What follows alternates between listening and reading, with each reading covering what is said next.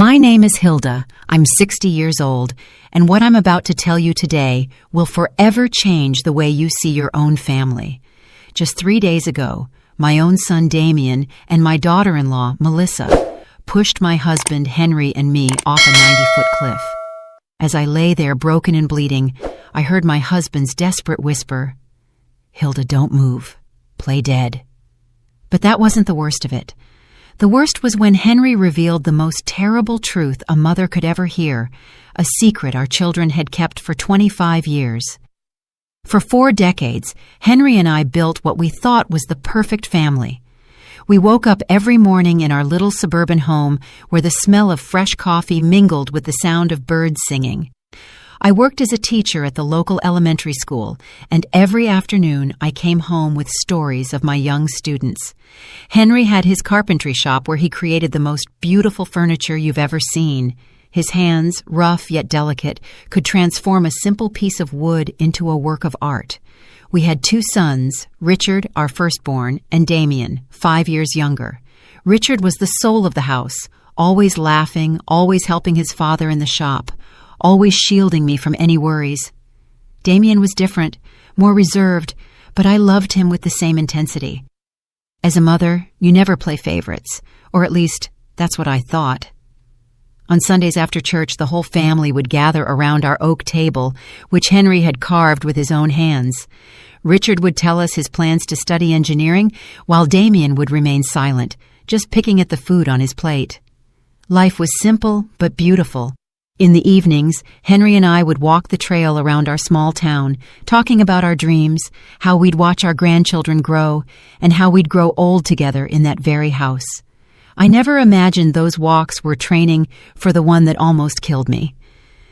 On weekends, I'd host family gatherings where my sisters, Harriet and Irene, would come with their husbands and children. The house would fill with laughter, kids running everywhere, women sharing recipes in the kitchen, while the men fixed something in the yard. Henry was my perfect partner. After 40 years of marriage, he still brought me wildflowers he'd pick on the way to work. He helped me grade my students' tests, and I would hold pieces of wood for him while he cut them in his workshop. We were a team, an unbreakable unit, or so I thought. At night, we'd sit on the porch to watch the stars, planning our future. We talked about traveling when we retired, seeing the ocean for the first time, building a smaller house once our kids started their own families. But perfect happiness, as I would discover years later, often hides the deepest tragedies. When Richard turned 20, something changed in our family. He began to argue with Damien about things I didn't understand. I'd hear them whispering in the hallway, and they'd fall silent when I appeared. Henry told me it was just brotherly stuff and that it would pass. I wanted to believe him because I needed to believe my family was still perfect. One night in October, exactly 25 years ago, Richard didn't come home for dinner. We waited until 11, then 12, then 1 in the morning. Damien was in his room, supposedly studying, but I noticed something strange in his eyes whenever I asked about his brother. Henry went out to search for him with our neighbors. They checked every corner of town, every trail, every place Richard used to go. At dawn, they found his body at the bottom of the river gorge. The police said it was an accident, that he had probably stumbled in the dark. I never questioned that version because I couldn't imagine that the truth was much more horrible. Richard's funeral was the darkest day of my life. I wore my only black dress, the same one I'd worn at my mother's funeral. Damien was strangely calm for someone who had just lost his older brother. While I cried until I had no tears left, he remained silent with an expression that now, after what I know, sends shivers down my spine. Henry never left my side all day, holding me up when my legs gave out, whispering words of comfort that I now know tasted bitter in his mouth. After Richard's death, Damien changed completely. He became more attentive, more loving, as if he were trying to make up for something. He helped me with chores, accompanied his father to the workshop, and brought me things when he saw I was sad. I thought it was his way of dealing with grief, of filling the void Richard had left behind. How naive I was. What he was really doing was building a perfect mask to hide the monster inside. The years passed, and the wound never fully healed, but we learned to live with it. Damien married Melissa, a sweet girl from the next town over, and they seemed happy. They had 2 beautiful children, and I finally felt like life was giving us a second chance at happiness. Melissa called me Mom and helped me with the housework when they visited. Damien had inherited his father's talent for carpentry and had his own business. Everything seemed perfect again, but now, lying at the bottom of this gorge with my ribs broken and the metallic taste of blood in my mouth, I understand that all that happiness was a carefully constructed lie. The first signs that something was wrong began 6 months ago when Henry and I decided to update our will. We had saved our entire lives, and between the house, the land I inherited from my parents, and our bank savings, we had nearly $200,000 to leave our children and grandchildren. It was Damien who suggested we visit the lawyer. "Mom, Dad, you're both 60 years old now. It's important to have everything in order," he told us with that smile that now seems sinister. Melissa would nod beside him, stroking my hand with those fingers that would later push me to my death. "We love you so much, and we want to make sure you're protected," she added in her sweet voice. How foolish I was to interpret those words as genuine love. The lawyer, an older man named Albert, whom we had known for years, explained the options. We could put everything in a trust, divide the inheritance among Damien's children, or simply make a traditional will. Damien insisted on naming him and Melissa as our sole heirs, arguing that they would handle the equitable distribution to the grandchildren. "Besides," he said, "you're going to need us when you're older. It's better for us to have access to the resources to take care of you properly." Something in his tone made me uncomfortable, but Henry seemed convinced. My husband, who had always been more trusting than me, accepted the proposal without much resistance. I had my doubts, especially since I remembered how Richard had always talked about helping us financially when we got older. My oldest son had plans, dreams of taking care of us when the time came. But Richard was gone, and Damien was our only surviving child. We signed the papers on a Tuesday afternoon. I remember Melissa was wearing a pretty green dress and gave me a big hug after the ceremony. "Now we're officially a united family forever," she whispered in my ear. Her words gave me a chill then, though I didn't understand why. Damien shook his father's hand with a smile that didn't reach his eyes. That night, as I made dinner, I couldn't shake the feeling that I had made a terrible mistake. The following weeks were strange. Damien and Melissa started visiting us more often, but their visits had a different feel. They no longer came just to spend time with family. They always had suggestions about how we should improve the house, what investments we should make, or what life insurance policies we should get. "Mom, you should think about selling this big house and moving somewhere smaller," Melissa said, while examining our furniture with calculating eyes. "We could help you find a comfortable apartment in town, but I loved our house. Every corner held a memory. Every room told a story of our 40 years of marriage.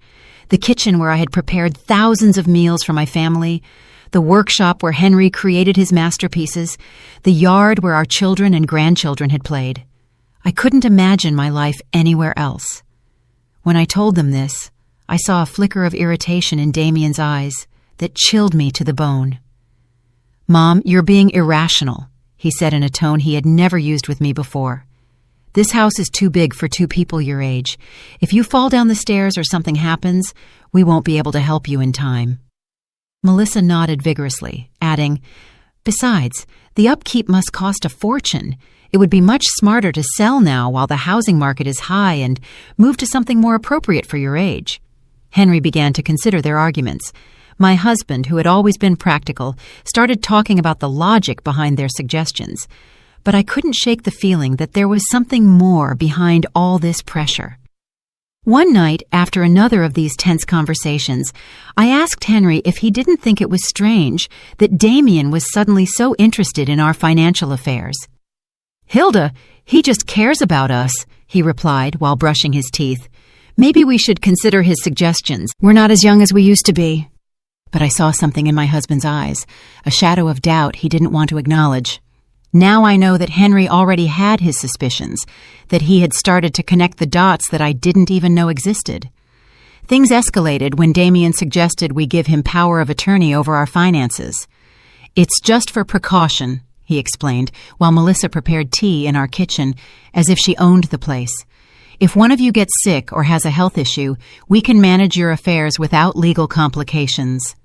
The way he said it, so naturally, so logically, it almost convinced me. But there was something about his insistence that made me nervous.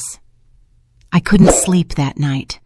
I stayed awake staring at the ceiling, listening to Henry's breathing beside me, trying to understand why I felt so uneasy.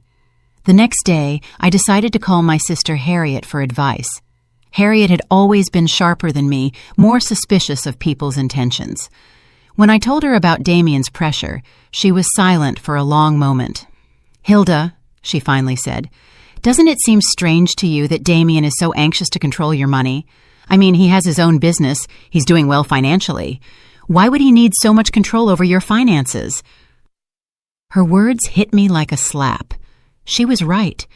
Damien had never seemed to have financial problems, had never borrowed money, had never shown any signs of needing our financial help. That afternoon, when Damien came for another of his talks about our future, I decided to confront him directly. "Son," I said as we sat in the living room, "why is it so important for you to have control over our financial affairs?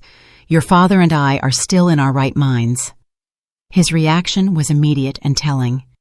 His face hardened, and for a moment I saw something in his eyes that reminded me of someone else, something cold, calculating, and dangerous. "Mom, it's not about control," he responded in a tense voice. "It's about love, care, and family responsibility." But the way he said family responsibility sounded more like a threat than an expression of affection. Melissa, who had been silent until then, intervened with her sweet but firm voice. "Hilda, we just want what's best for you. It's painful to see you worry about things we could easily handle." That night, after they left, Henry and I had our first serious argument in years. He thought I was being paranoid, that I was looking for problems where there were none. I insisted something wasn't right, that our son's behavior had changed too much. "Henry," I said as we washed the dishes, "do you remember what Damien was like before Richard died? He was different, more distant, more...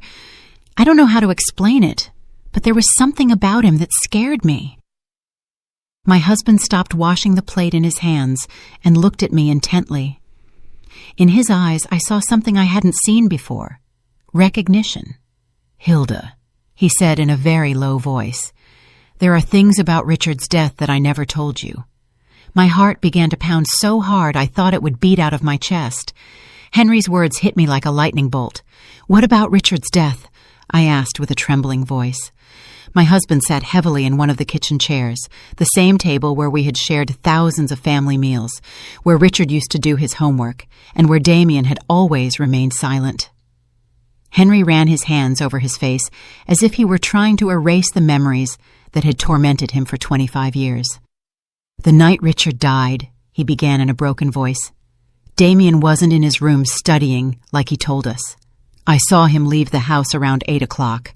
I followed him because something about his attitude worried me. He'd been very strange those days, more aggressive, more resentful." My husband paused, looking at his hands as if the terrible truth he had kept for so long was written on them. "I saw them arguing by the gorge, Hilda. I heard them screaming horrible things at each other." My world began to spin. "What were they arguing about?" I whispered, even though part of me no longer wanted to know the answer. Henry looked up, and I saw tears in his eyes, tears he hadn't even shed at our oldest son's funeral. "About the inheritance, Hilda. Damien was furious because Richard was the oldest, because according to family traditions, he would inherit most of our assets. But there was something more, something about money that Richard had found." "What money?" I asked, feeling the ground vanish beneath my feet. Henry sighed deeply before continuing. 3 days before he died, Richard came to talk to me in the workshop. He had discovered that Damien had been stealing money from the family savings account. Small amounts at first, but then larger sums. Richard had proof. He'd been investigating for months. My mind refused to process what I was hearing. My youngest son, the one who had been so attentive after Richard's death, the one who helped and cared for us, had been stealing from us since before his brother died. "Why didn't you ever tell me?" I accused Henry, feeling the betrayal multiply twofold. "Because when I got to the gorge that night, it was already too late," he replied in a choked voice. "I saw Damien standing next to Richard's body. Our youngest son was trembling, crying, and repeating over and over, 'It was an accident! It was an accident!' He looked at me with those desperate eyes and begged me to help him. 'Dad,' he said, 'Richard tripped when he was trying to hit me. I just defended myself, and he lost his balance.' Tears ran down my cheeks uncontrollably. 'But you believed him,' I murmured, even though I already knew the answer. Henry nodded slowly, with an expression of guilt that had gnawed at him for decades. 'He was my son, Hilda.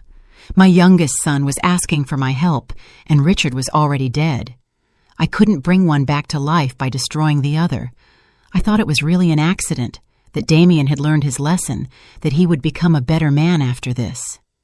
'And the stolen money?' I asked, needing to know every detail of this nightmare. Damien promised he would pay it back little by little, that he had taken the money to invest in a business that had gone wrong. He swore he would never do something like that again. And I believed him, Hilda. God forgive me, but I believed him because I needed to believe my son wasn't a killer. I got up from the table, stumbling, holding onto the wall so I wouldn't fall. Everything I had believed about my family, about my surviving son, about the last 25 years of my life, was a lie. 'Did he pay the money back?'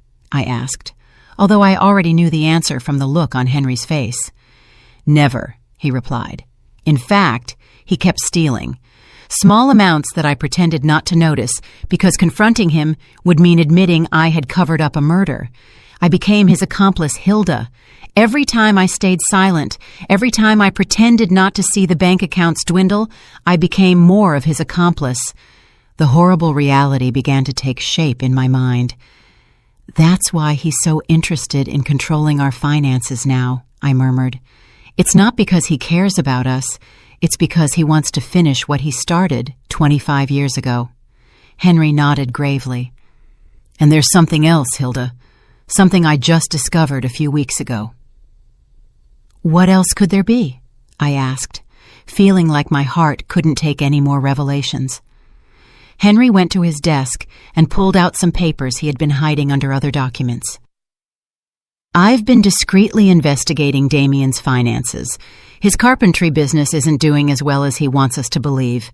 In fact, he's on the verge of bankruptcy.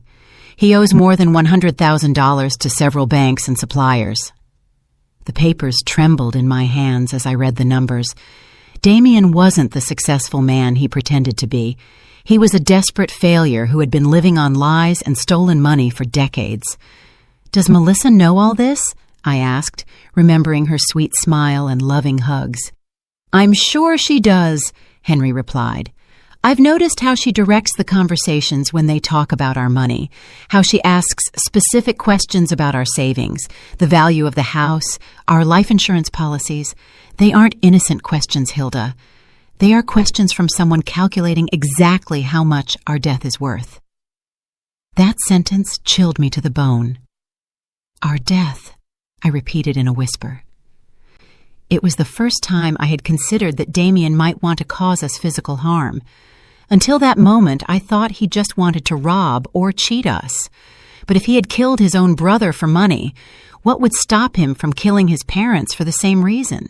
Henry, I said, grabbing his hands, we have to go to the police. We have to tell them the truth about Richard and about what's happening now. But my husband shook his head with a look of hopelessness that broke my heart. With what evidence, Hilda? I'm an accomplice to covering up a murder. If I talk now, I'll go to jail too. And besides, who's going to believe an old man of 65 who has been keeping this secret for 25 years? He was right. Do we just wait for him to kill us like he killed Richard? We're going to be very careful, Henry said, trying to sound more confident than he really was. We're going to find a way to protect ourselves, to gather evidence to... But his words were interrupted by the sound of the phone. It was Damien. "Hi, Mom," he said with that sweet voice that now sounded sinister to me. "Melissa and I were thinking, and we believe it would be beautiful to celebrate your 40th wedding anniversary with something special. How about we take you to those mountains you've always talked about next weekend? We could go on a family hike, take pictures, and have a perfect day together." My blood turned to ice. I looked at Henry, who had heard the conversation and had the same look of terror on his face. "That's a very sweet idea, son," I managed to reply in a trembling voice. "But let us think about it, and we'll get back to you tomorrow." After hanging up, Henry and I looked at each other in silence, knowing we had just received an invitation to our own execution. "The mountains," I murmured. "He's going to take us to the mountains to kill us and make it look like an accident." Henry nodded gravely, just like he did with Richard at the gorge. That night, we didn't sleep a minute, holding each other in our bed, planning how we could save ourselves from our own son. The next few days were a nightmare of terror and pretense. Henry and I had to act as if nothing had happened when Damien and Melissa came to visit, smiling when they talked about the mountain trip, nodding when they excitedly told us they were going to spend time with family. But inside, every fiber of my being screamed with fear. I knew I was looking into the eyes of my oldest son's murderers, and that now they were planning to do the same to me and my husband. Melissa arrived on Wednesday afternoon with a shopping bag and that radiant smile that now seemed like the grimace of a demon. "Hilda, dear," she said, hugging me with those arms that would soon push me to my death. "I bought some supplies for our mountain adventure. Cookies, water, fruit, everything we'll need for the picnic." She showed me the contents of the bag as if she were an excited child, but I could only think about how each of those items could be used to cover up our murder. "I also brought my new camera," she added, pulling out an expensive digital camera. "I want to capture every moment of this special day. They're going to be photos we'll treasure forever." The irony of her words made me sick. The only photos she would take would be of our broken bodies at the bottom of some cliff, if anyone ever found us. Damien appeared behind her, carrying a new-looking hiking backpack. "Dad," he said to Henry with feigned enthusiasm, "I bought all the necessary equipment for a safe hike. Ropes, harnesses, lanterns, a first aid kit." Every word that came out of his mouth sounded like a cruel mockery. Safety equipment to plan our murders. The perversity of the situation made me dizzy. "Isn't it a bit dangerous for people our age?" I asked, trying to sound casual while looking for any excuse to cancel the trip. Melissa stroked my cheek with that false tenderness that churned my stomach. "That's why we chose a very easy and safe trail," she assured me. "It's a hike even kids can do. Plus, Damien and I will be there to take care of you the whole time." Yes, they would be there to take care of us until the exact moment they decided to push us off a cliff. That night, when they finally left, Henry and I sat in our living room, trembling not just from the cold, but from the absolute terror we had been holding back for hours. "We can't go," I said, grabbing his hands. "We just can't. We'll make up some excuse." "If we don't go," Henry replied in a grave voice, "they'll find another way to kill us. Maybe something that looks even more accidental, like a house fire or a robbery gone wrong. At least in the mountains, we know what they're going to try to do." His words had a terrible logic, but they didn't comfort me at all. "So, what do you suggest?" I asked, desperate to find some solution that would save our lives. Henry was thoughtful for a few minutes before answering. "We're going to go, but we're going to be prepared. I'm going to hide my cell phone and set it to record everything that happens. If we manage to survive, we'll have evidence. And if we don't," his voice broke, "at least someone will know the truth." On Friday night, we could barely touch our dinner. We knew it might be our last meal together in our house, in that kitchen where we had shared so many happy moments when we were a real family. Henry reviewed his will one more time, making sure that if something happened to us, at least Damien wouldn't get everything without there being some record of our suspicions. "I wrote a letter," he confessed, pulling a sealed envelope from his desk. "It's addressed to your sister Harriet. In it, I explain everything we know about Richard's death and what we believe Damien plans to do to us. I hid it in the place where we keep our important documents. If we don't return from this trip, at least she'll know where to look for the truth." That night we went to bed, holding each other, whispering words of love that could be our last. "If something happens to me," Henry said, "I want you to know that these 40 years with you have been the best of my life. Despite everything, despite the mistakes and the secrets, I love you more than my own life." I cried in silence, memorizing the rhythm of his breathing, the warmth of his body, the smell of his skin. Saturday dawned with a clear sky that seemed to mock our situation. Damien arrived early, whistling a cheerful tune that chilled my blood. "Morning, lovebirds," he called from the front door. "Ready for your big adventure?" Melissa appeared behind him, radiant as a bride on her wedding day, except this was a wedding with death. During breakfast, which we could barely eat, Damien explained the route we would take in detail. "It's a beautiful trail," he said, spreading a map on the table. "It leads to a lookout where you can see the whole valley. They say the views are spectacular." His eyes shone with an enthusiasm that seemed demonic. Of course the views would be spectacular. They would be the last we would see in our lives. "The trail has some steep parts," Melissa added, as if giving us useful tourist information, "but nothing that experienced hikers like you can't handle." Her comment about our supposed hiking abilities sounded like a cruel joke. We were two 60-year-olds who barely walked through the park once in a while. As we loaded the car, I saw Damien meticulously checking his backpack, making sure he had everything he needed for his plan. I saw ropes, a small shovel, and something that looked like a flare gun. "What's that for?" I asked, pointing to the gun. "For safety," he replied without missing a beat. "If we get lost or something goes wrong, we can send a distress signal." Of course, they would send a distress signal after pushing us off a cliff so our bodies could be found, and it would be confirmed that it was a tragic accident during a family hike. Everything was calculated. Every detail had been planned to make our murders look perfectly natural. The car ride to the mountains lasted 2 hours that felt like an eternity. Melissa put on cheerful music, and she sang along with the songs as if we were really going on a fun family outing.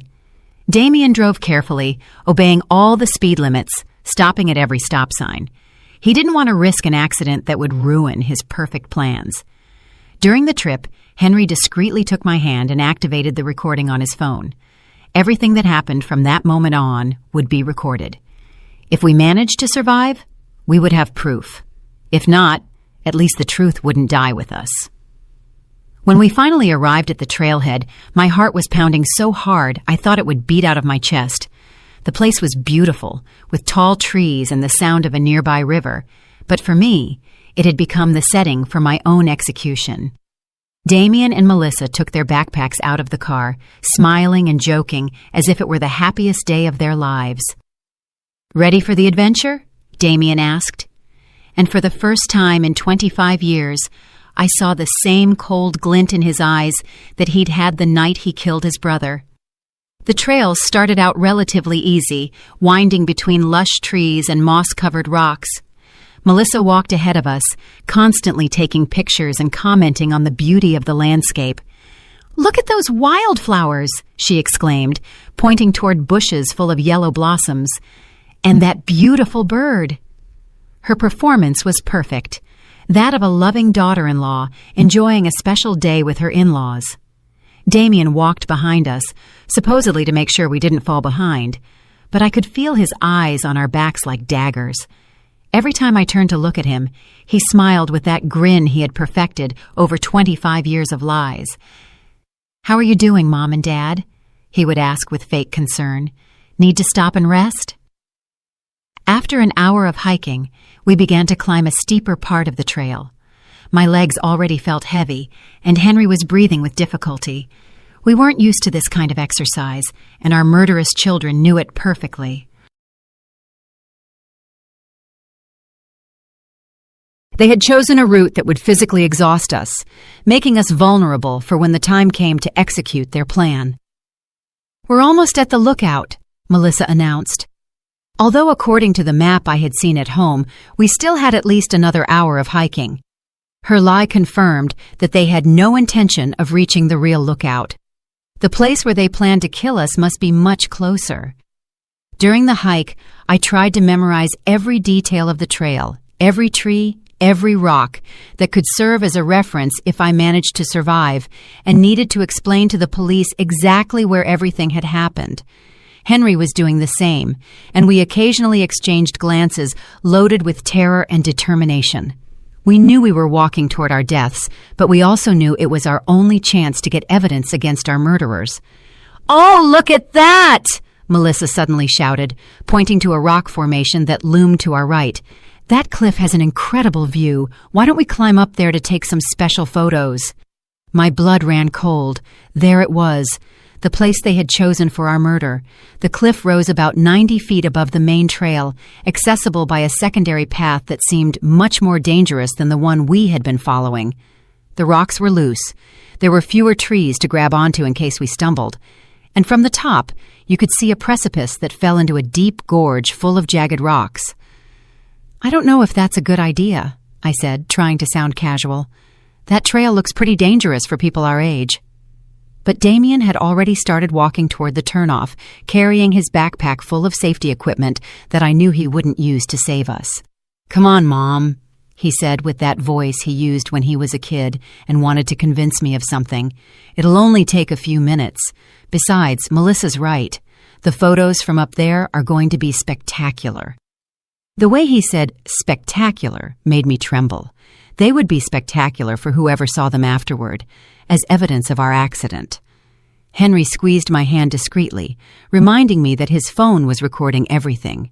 We had to go on. We had to go all the way to get the evidence we needed. If we refused now, they would simply find another opportunity, another place, another excuse to kill us. The climb to the cliff was exhausting. The loose rocks slid under our feet, and more than once I was about to fall. But the most terrifying thing was realizing how perfect this place was for a murder. If someone accidentally tripped and fell from the top, there would be no way to survive, and most importantly, there would be no witnesses. "Almost there!" Melissa shouted from above, where she had already arrived with the agility of someone who had planned this route carefully. Damien followed her and then helped Henry and me complete the last few feet of the climb. His hands on my arms felt like the claws of a vulture. The lookout was indeed spectacular. From there you could see the whole valley, the mountains in the distance, and the river winding through the trees.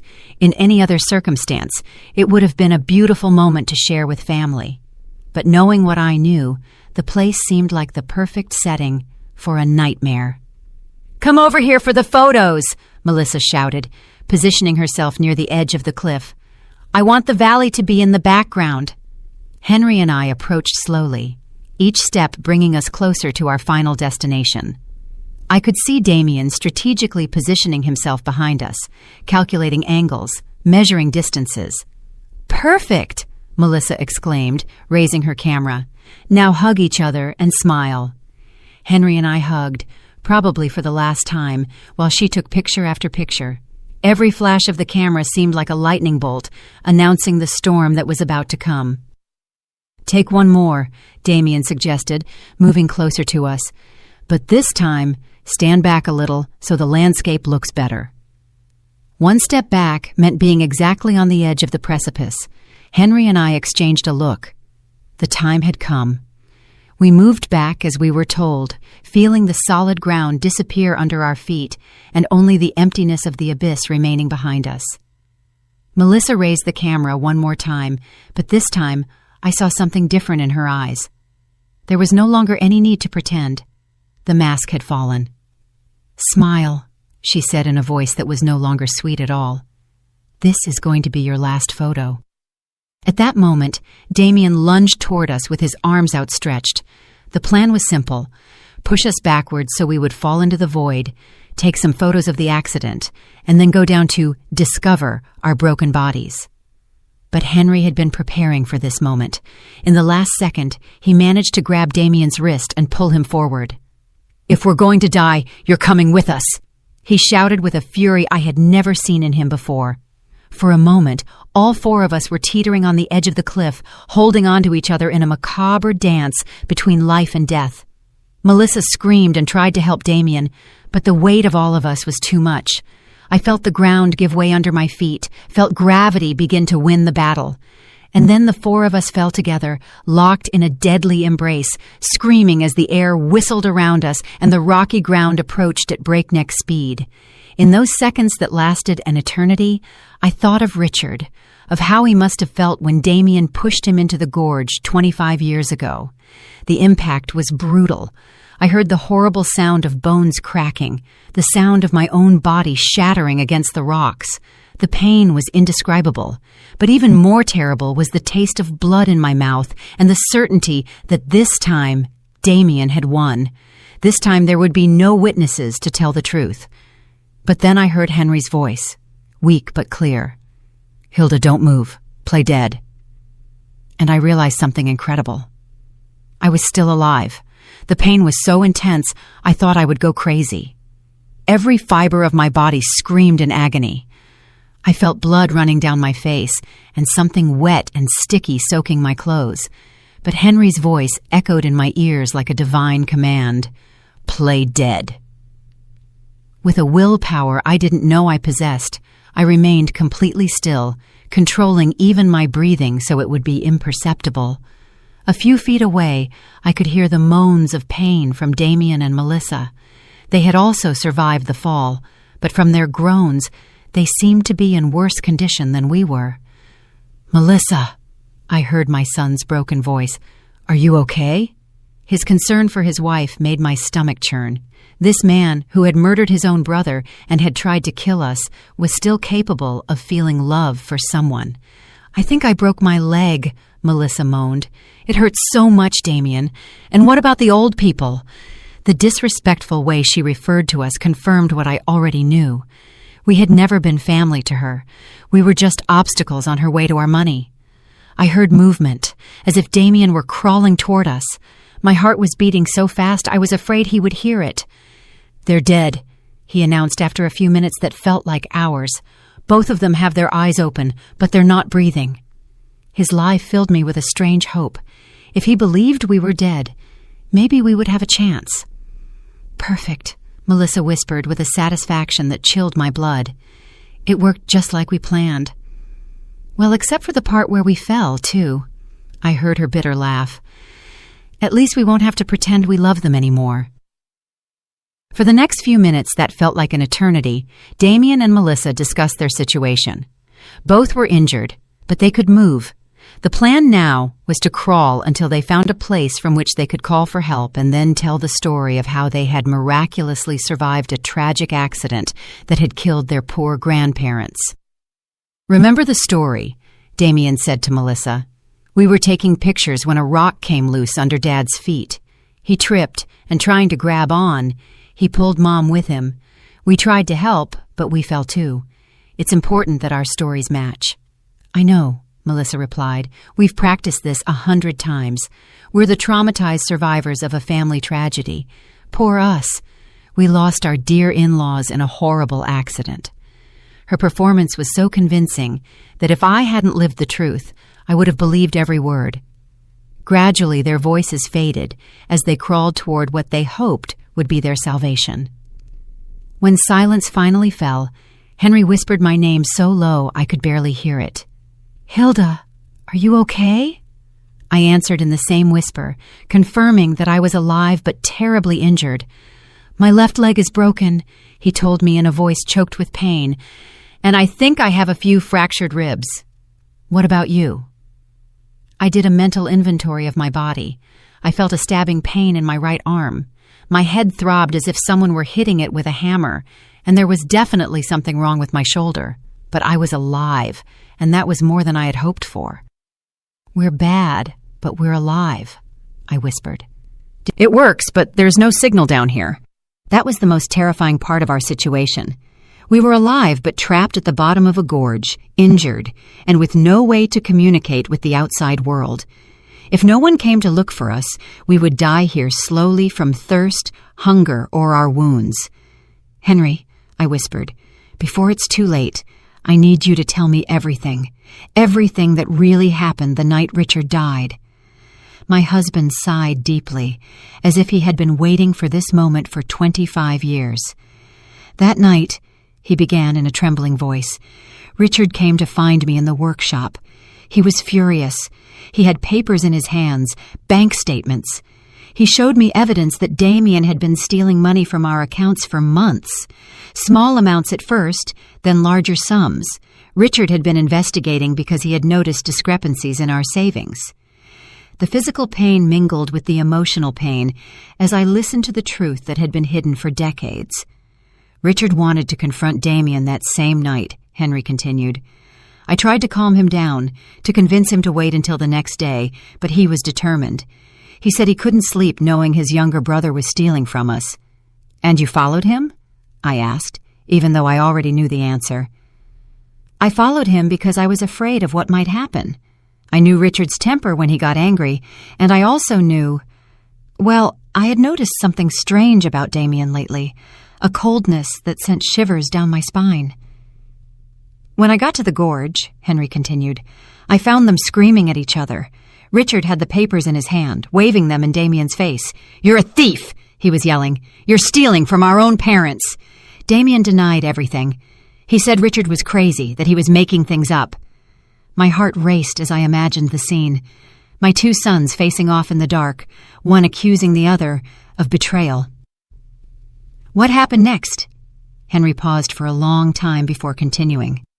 "Richard told him that if he didn't return the money and confess everything to us, he would tell us the truth himself. Damien went berserk. He yelled that Richard had always been the favorite, that he had always had everything easy, that it was time for things to change." And then Henry's voice broke. "Damien pushed Richard. It wasn't an accident. He pushed him with all his strength, deliberately. I saw Richard trying to keep his balance, saw his arms flailing desperately, looking for something to grab onto. But it was too late." Tears streamed down my cheeks, mixing with the blood from my wounds. "Why did you never tell me the truth?"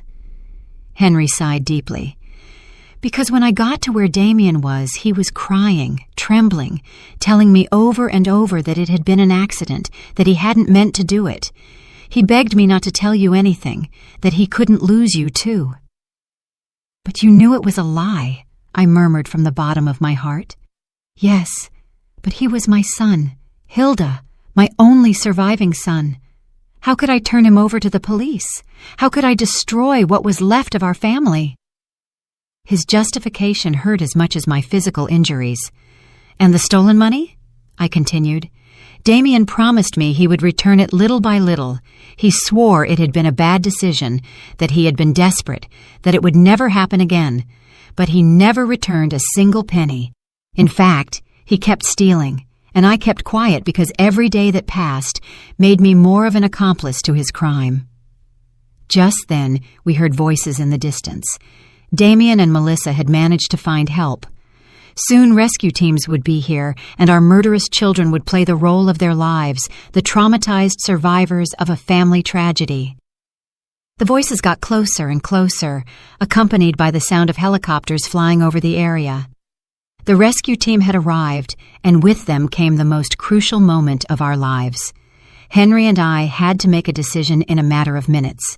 Should we continue to pretend to be dead until we found the perfect opportunity to reveal the truth, or risk being rescued along with our murderers? "Hilda," Henry whispered urgently. "The phone recorded everything that happened up there. We have Melissa's confession about the plan. We have Damien admitting that we are obstacles. We have everything. But if they find us alive now, they can destroy the evidence before we manage to hand it over to the authorities." He was right. If Damien and Melissa realized that we had survived and heard their confessions, they would find a way to silence us forever. This time, it wouldn't be an accident. It would be something much more direct and definitive. We had to wait for the perfect moment. "They're down here!" Damien's voice shouted from above. "My parents! Please, hurry!" His performance was perfect, his voice broken with pain and despair. If I hadn't known the truth, I would have believed he was a son devastated by the loss of his parents. "Sir, stay calm," an authoritative voice replied, which must have belonged to the head of the rescue team. "We're going to come down to evaluate you. You and your wife can move." I heard the sound of ropes and equipment being prepared for the descent. Melissa had perfected her role as the grieving widow. "I can't believe this happened," she sobbed. "We were taking pictures, so happy. It all happened so fast. A rock came loose, and they fell."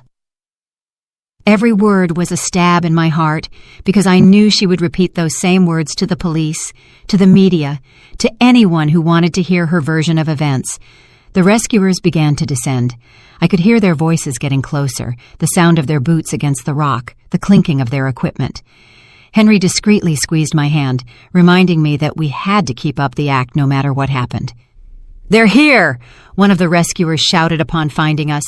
"We have 2 people at the bottom of the gorge!" He approached us and began to examine us. I kept my eyes closed and my breathing so shallow it was almost imperceptible. I felt his hands looking for a pulse on my neck, his ear close to my mouth, trying to detect breathing. "This one still has a faint pulse," he announced, referring to Henry. "The woman, I'm not sure.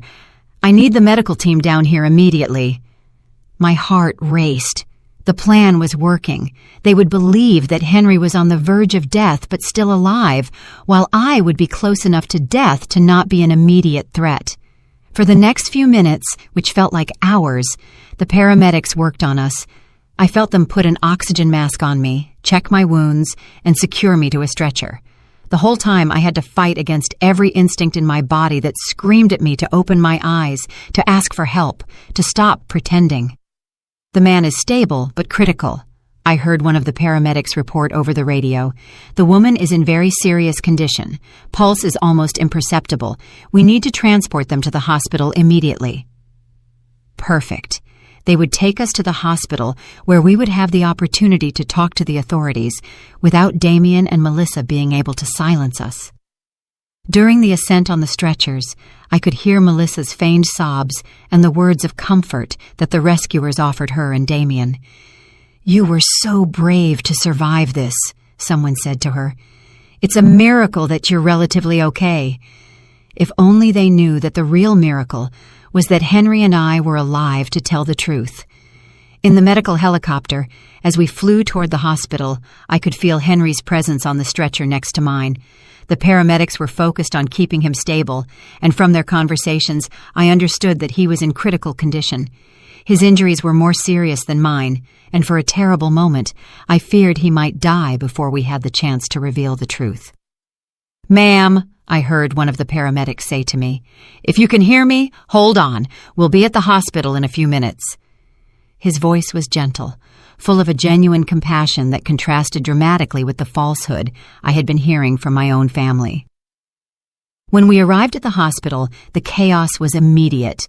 Doctors and nurses ran from one side to the other, shouting medical orders I didn't understand.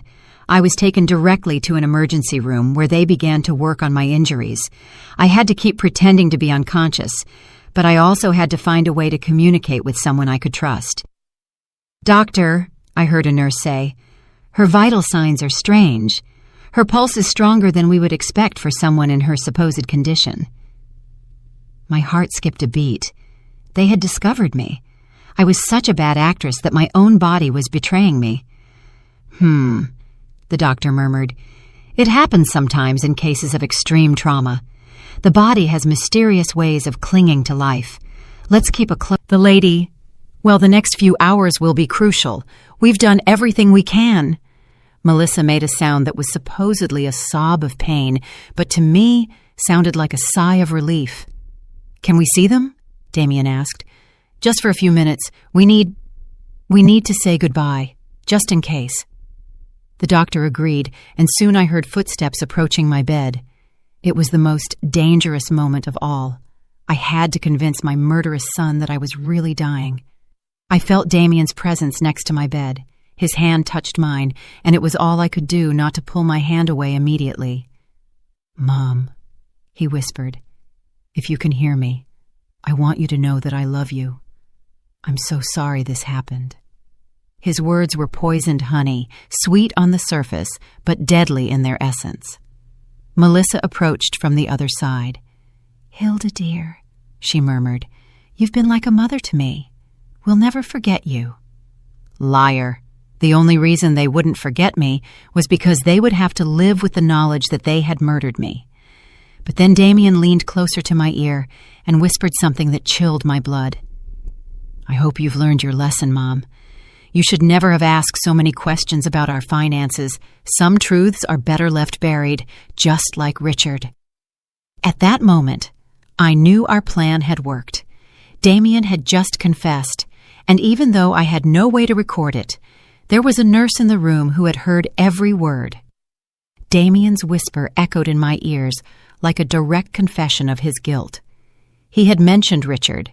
He had admitted that some truths should remain buried. And most importantly, he had acknowledged that our questions about finances had been the reason for our accident. But I needed more than that. I needed a full confession that couldn't be misinterpreted or denied later. The nurse who had overheard the comment, a young woman named Inez, according to her ID badge, had frozen next to the monitoring machine. I saw through my half-closed eyelids as her eyes widened in surprise and horror. She had heard something she shouldn't have heard, and her expression told me she understood the implications of those words perfectly.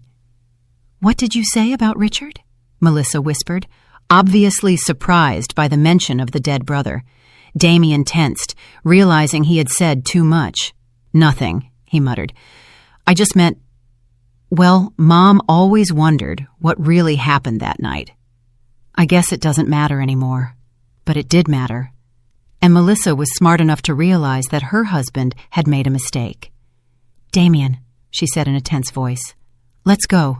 The doctors need space to work." I could feel the tension between them, the mutual understanding that they had said too much in the wrong place. After they left, the nurse, Inez, approached my bed. "Ma'am," she whispered so low I could barely hear her, "I know you can hear me. What I just heard is not normal. If you are in danger, you need to tell me somehow." Her voice had an urgency that filled me with hope. Someone else had started to suspect. Very slowly, almost imperceptibly, I moved my index finger. It was the smallest possible movement, but Inez noticed it immediately. "Oh my God," she whispered. "She's pretending to be unconscious." I moved my finger again, this time twice. "Yes, listen," she said, leaning even closer. "I'm going to pretend I'm checking your monitors. If you are in danger from those people who were just here, move your finger 3 times. Without hesitation, I moved my finger 3 times. Inez gasped, "They did this to you?" 3 more movements. The nurse moved away from my bed and pretended to check my IV while she processed what she had just discovered. I could see in her expression that she was struggling with the decision of what to do. Finally, she approached me again. "I'm going to talk to the doctor in charge," she whispered, "but I need you to keep pretending until we can protect you. Do you understand?" I moved my finger once. The next few minutes were agonizing. Inez left the room, and I was left alone, waiting and praying that she would believe my story and take the right actions. Finally, I heard footsteps approaching.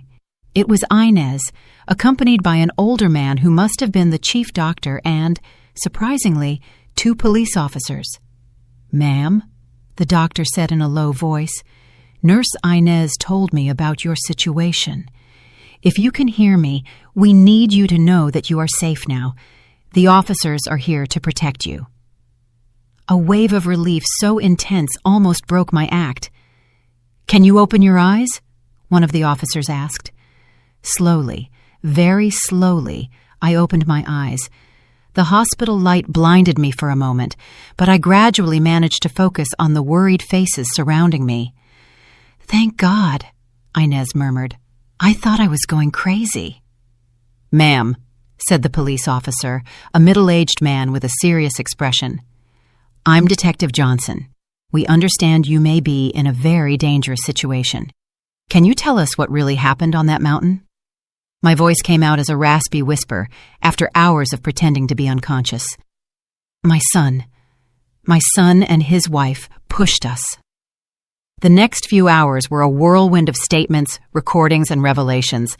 I told Detective Johnson everything I knew: Richard's death, Damien's thefts, the pressure to change our will, and finally the plan to murder us on the mountain. But the most important thing was the recording on Henry's phone. "Your husband has recorded evidence?" the detective asked, his eyes gleaming. "Yes," I replied. "Everything is on his phone. The confessions, the plans, everything." The detective immediately went to the room where Henry was being treated. Henry had regained consciousness an hour after me, and when the detective explained the situation, he handed over his phone without hesitation. "Here's everything," he said in a weak but firm voice. 25 years of lies and the truth about what happened today." While the police technicians analyzed the recording, Damien and Melissa remained in the waiting room, playing their part as devastated family members to other hospital visitors. They had no idea that their careful performance was about to end forever. "The recording is clear," the detective announced after an hour. "We have explicit confessions about Richard's murder, admissions about stealing money, and direct evidence of premeditated attempted murder against you two. It's more than enough to arrest them." "But are you going to arrest them here?" I asked, concerned about our safety. "If they realize we're alive and talking." The detective nodded, understanding my concern. "We already have officers in position.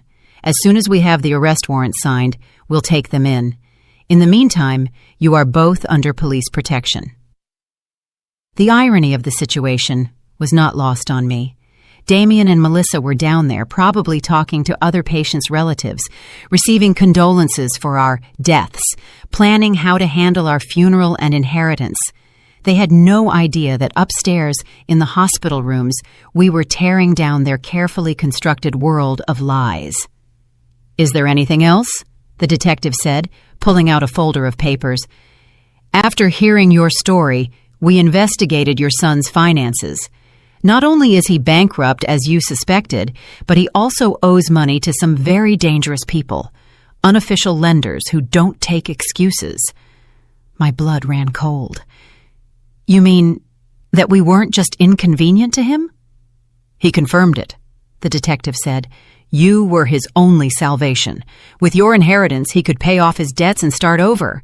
Without you, he would probably be dead in a few weeks." That revelation added a new dimension to the betrayal. He hadn't just seen us as obstacles. He had seen us as his financial lifesaver. Our death was not just convenient for him. It was absolutely necessary for his survival. "And what will happen to our grandchildren?" I asked, feeling a new wave of pain at the thought of Damien and Melissa's innocent children. "Social services will take temporary custody of them," the detective replied gently. "But as I understand it, you could apply for custody once you recover from your injuries." The idea of raising the children of our own murderers was overwhelming, but it was also the only way to ensure that something good would come out of this nightmare. Those children were innocent, and they deserved a chance to grow up in a home where love was real, not feigned. "It's time," the detective announced when an officer entered the room with papers in hand. "The warrants are signed. We're going to arrest them now." Through the window of my room that overlooked the hospital parking lot, I could see police officers discreetly positioning themselves. The moment I had been waiting for 25 years had finally arrived. "Damien Black and Melissa Black," I heard the firm voice of the officer in charge. "You are under arrest for the murder of Richard Black and the attempted murder of Hilda and Henry Black." The silence that followed was deafening. Then Melissa's hysterical voice. "What are you talking about? We're the victims here. Our in-laws died in an accident." "Ma'am," the officer replied calmly, "your in-laws are alive, and they have provided complete evidence of your crimes." There was a moment of absolute silence, followed by a scream of desperation from Damien. "That's impossible! We saw them die! They were dead!" His involuntary confession was captured by the police recorders, adding another piece of evidence to their case. Through the radio, I heard Melissa begin to blame Damien.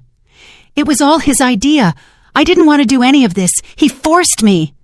And Damien, in desperation, screamed, "You were the one who suggested the cliff. You planned all of this." In a matter of minutes, the alliance that had lasted for years fell apart as each one tried to save their own skin. Detective Johnson returned to my room an hour later with an expression of satisfaction mixed with sadness. "They're arrested and on their way to the station," he informed me. "They're both trying to blame each other, which only strengthens our case. But there's something else I need to tell you." "What else?" I asked, though I wasn't sure my heart could handle any more revelations. "During the arrest, we found this in your son's backpack," he said, showing me a small digital recorder. "Apparently, he had been recording his conversations with you and your husband for the past few weeks, probably looking for evidence that you suspected something." My blood ran cold. "What does that mean?" The detective sighed. "It means he knew you were starting to discover the truth. The trip to the mountain wasn't a spontaneous decision. It was a direct response to your suspicions. In one of the recordings, you can clearly hear Melissa telling him, 'We have to act fast before they go to the police.' The depth of the planning and the coldness of the calculation took my breath away. They hadn't just planned to kill us. They had been monitoring our conversations, evaluating the level of danger we posed to them. We were mice in a maze, and they had been the scientists observing our every move." "There's something else," the detective continued, "that we found in the investigation of his finances. Your son not only owed money to dangerous lenders, but he had also forged your signature on several documents, trying to access your bank accounts. If you had died on that mountain, he would have had immediate access to all your resources." Every new revelation was like another stab. My own son had not only planned to murder me, he had been actively stealing from me, forging my signature, and violating every principle of family trust I had tried to instill in him. "How much money did he steal in total?" I asked, though I wasn't sure I wanted to know. "About $50,000 over the last 5 years, the detective replied. "Small amounts that he thought you wouldn't notice, but which, when added up, amount to a significant sum." The money Henry and I had saved over decades of hard work, penny by penny, had been financing our son's life of luxury while he planned our murder. The following days in the hospital were a whirlwind of police interviews, visits from lawyers, and calls from news media that had picked up the story. The local press had titled the case "The Most Horrible Family Betrayal of the Decade," and reporters from all over the country wanted to hear our version of events.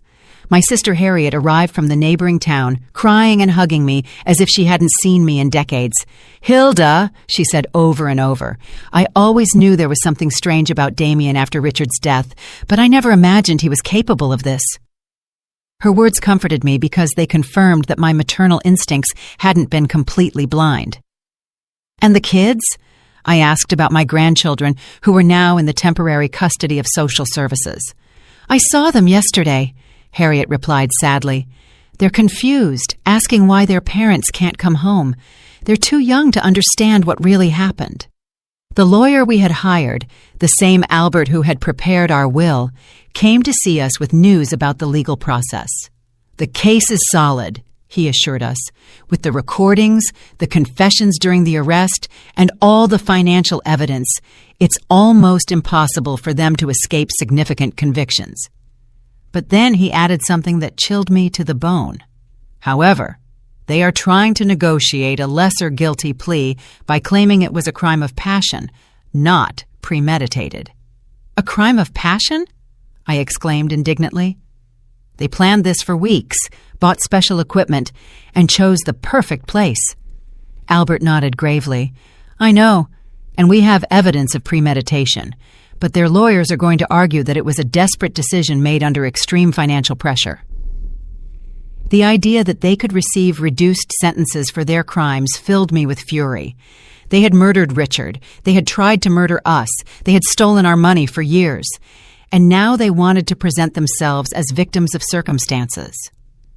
"What can we do to ensure they get what they deserve?" I asked. "Testify," Albert replied simply. "Your testimony, combined with all the evidence, will be crucial for the jury to understand the true nature of these crimes. But I warn you, it's going to be emotionally devastating to face your son in court." He was right. The idea of looking Damien in the eyes during the trial, of listening to his lawyers try to justify the unjustifiable, of publicly reliving every moment of this nightmare, was overwhelming. But it was what I had to do for Richard, for us, and for my grandchildren who deserved to know the truth about their parents. 3 weeks after the arrest, Henry and I were finally able to go home. Our wounds had healed enough to allow us to move, although he still needed crutches, and I had my arm in a sling. The house felt strange, as if it were the set of a play after all the actors had left. Everything was exactly as we had left it on the day of our family outing. The breakfast dishes were still in the sink, the bed was unmade. The flowers Damien had brought me that week were still on the kitchen table, now withered and dead. It was as if time had stopped at the moment our normal lives ended forever. "Do you think we'll ever be happy again?" I asked Henry that first night back as we lay in our familiar bed. He hugged me with his uninjured arm and sighed deeply. "I don't know, Hilda," he said, "but we're alive. We have the truth on our side, and for the first time in 25 years, we don't have to live with secrets." The trial began 6 months later. On the day I had to testify, I looked Damien directly in the eyes for the first time since the arrest. I saw no remorse, no pain. I didn't see the son I had raised. I saw a cold and calculating stranger who had disguised himself as my son for decades. When I finished my testimony, after recounting every horrible detail of our experience, I addressed him directly from the witness stand. "Damien, I don't know who you are, but you are no longer my son. My son died the night you killed Richard, and what has been living in his place for 25 years is a monster that I unwittingly helped raise." The jury deliberated for 3 days before finding Damien guilty of first-degree murder for Richard's death and first-degree attempted murder for what he did to us. Melissa received the same conviction as an accomplice. Both were sentenced to life in prison without the possibility of parole.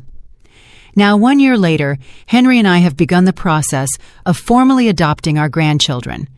They are beautiful and innocent children who deserve a chance to grow up knowing what true love is, not the manipulative and toxic love they received from their biological parents.